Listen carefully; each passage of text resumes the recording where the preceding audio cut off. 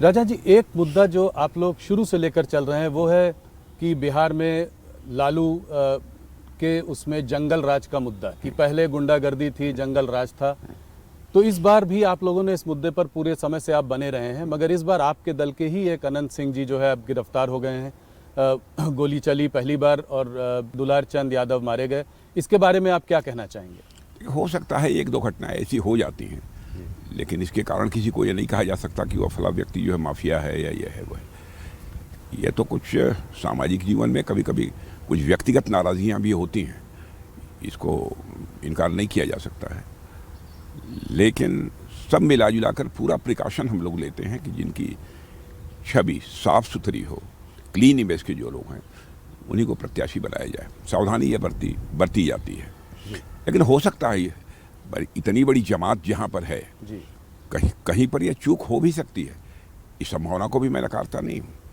राहुल गांधी इस चुनाव में लगातार कैनवसिंग कर रहे हैं, कैंपेनिंग कर रहे हैं।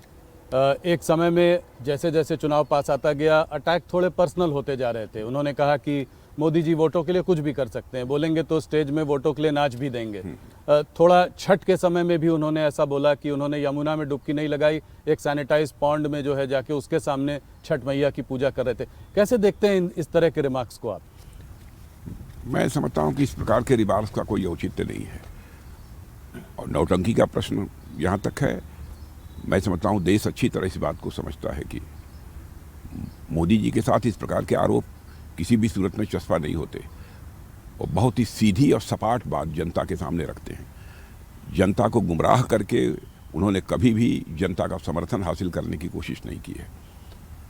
जो तथ्य हैं उन तथ्यों को ही प्रस्तुत करके जनता का समर्थन वह हासिल करते हैं।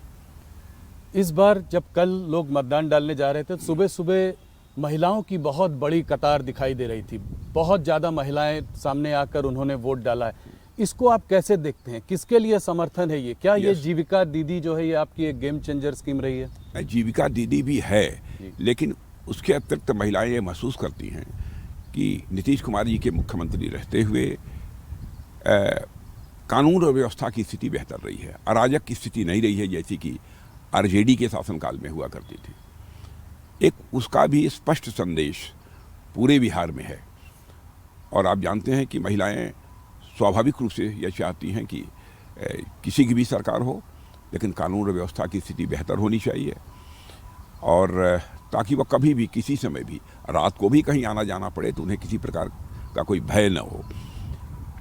और महिलाओं ने यह महसूस किया है बिहार में कि जब वहाँ पर आरजेडी की सरकार थी, लालू जी जब वहाँ के मुख्यमंत्री थे, तो 5 बजे के बाद बाहर निकलने में 10 बार लोगों को सोचना पड़ता था।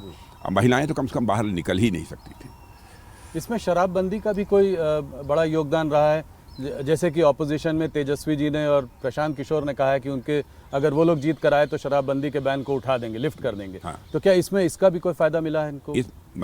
अब कितना फायदा मिला है, कितना नहीं मिला है, इसका सही आकलन करना तो बहुत कठिन है, लेकिन मैं कह सकता हूं कि इसका भी लाभ निश्चित रूप से मिला है।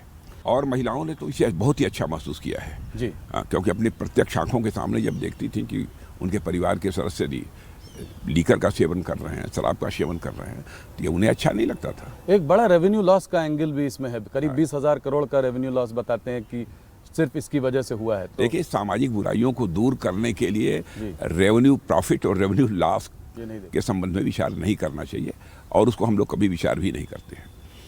हम राजनीति करते हैं तो समाज बनाने के लिए राजनीति करते हैं, केवल सत्ता हासिल करने के लिए हम राजनीति नहीं करते हैं।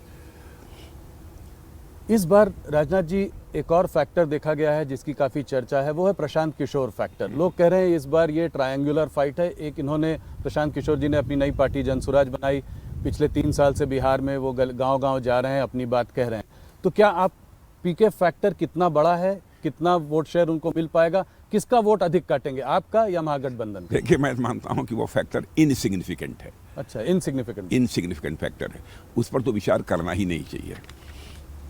देखिए, लंबे समय तक अपने मतों का प्रयोग करते करते अब इस देश की जनता राजनीतिक दृष्टि से काफ़ी जागरूक हो चुकी है।